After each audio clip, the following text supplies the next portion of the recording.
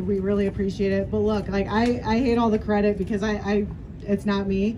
It's very simple for us to stand together, and that's obviously something that we haven't done throughout our history here in Hollywood.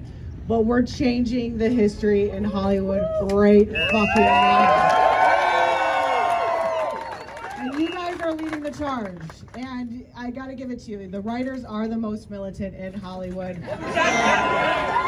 guys have showed up strong, day 79, and I know you can go many more days. Obviously, we have to stick through this and get what you deserve, because look, you're making history for not only SAG and for all the other unions that follow you. Our contract is up next year, so we're gonna need you guys in that fight too, because we're dealing with the AMPTP.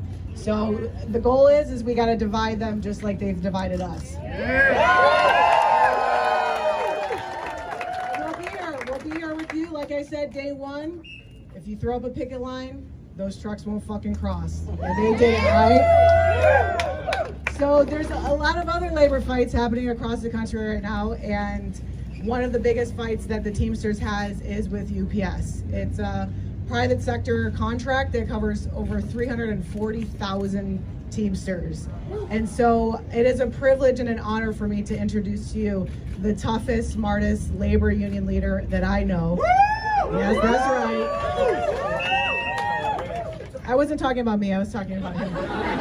But he gets up every day with one priority, and that's to help and fight for all members across the country. We have 1.3 million Teamsters. He's a fourth generation Teamster, originally out of Boston, Massachusetts.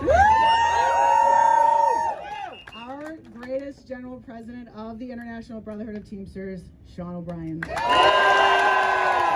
you, thank you, thank you. Are we ready to fight? Yeah! You ready to fight? Yeah. Thank you very much for that kind introduction. You said it just like I wrote it. Great. I want to thank everybody for their support this morning. We are in the fight of our lives in the labor movement. Yeah. Not just with Hollywood, but we're in a fight with corporate America, corporate greed. They care more about Wall Street than they do the people on Main Street, and that's where we're from, and I'm proud to say we're from Main Street. Now, we are going to potentially have the biggest labor dispute that this country's seen in a long time.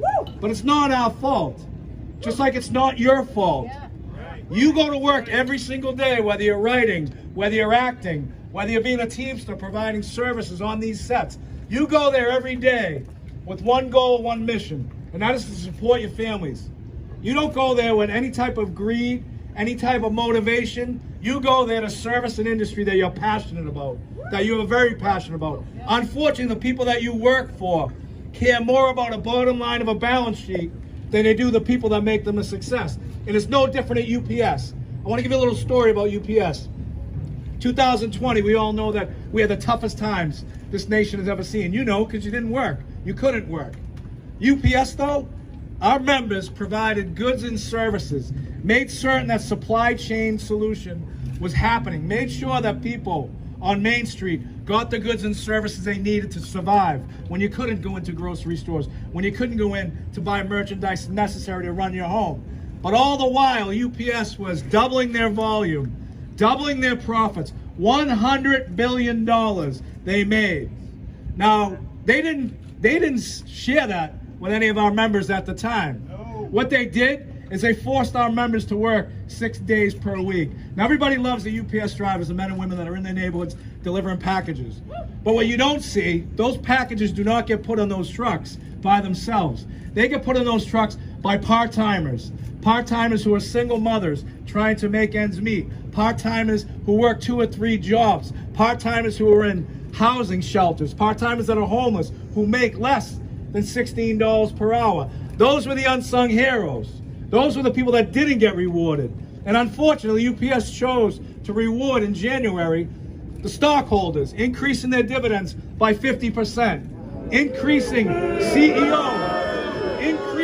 CEOs' pay, stock options by 30%. And those are the people that never, ever touched a package. Those are the people that never risked their lives. We had members die in those warehouses because they were going to work every day to provide goods and services country. And what does UPS do right now? They give us an insulting offer to our men and women who go out there and make them the success they are. And we have vowed, and we've stated our intentions clearly for 1 year, that we will put that company on the street if they don't do what's right by working men and women. And we do have some common enemies that you're all dealing with right now. And I want to recognize Sean Martinez, who is helping us organize Amazon. Amazon, right? And the Amazon workers right here, right? So we have one common enemy amongst others. Now, little background on me personally. My dad was a 51-year transportation coordinator that ran the motion pictures in the city of Boston. Very proud. I was fortunate enough to learn about what it is to be a good union person 4 generations around my dinner table. And the one thing that we were always taught, we can have our arguments amongst ourselves right here, and that's okay. This is our dinner table. This is our dinner table, right? We can have many debates, many disagreements, many criticisms. But when we walk out that front door, we identify who our common enemies are. And regardless, right, wrong, or indifferent, we take those schoolyard bullies on, and we make certain they understand that you take one of us on, you take all of us on. The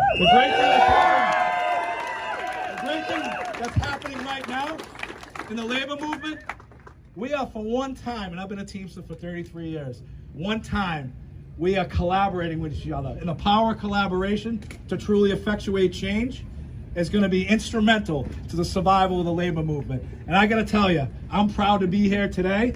I'm proud of the fact that we're able to organize, strategize, and most importantly, pulverize corporate America. And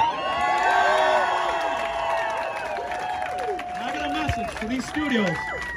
Once we're done kicking the shit out of UPS, which is going to be very soon, we are going to focus on kicking the shit out of all these greedy white-collar criminals known as Hollywood. And we're going to make certain they understand today that you have 1.3 million Teamsters at your doorstep, ready to fight. And I got a message for these white-collar crime syndicates right here. When you fuck with SAG, you fuck with the screenwriters, you fuck with the Teamsters. Put your helmets on, buckle your chin straps. It's a full contact sport. Thank you very much.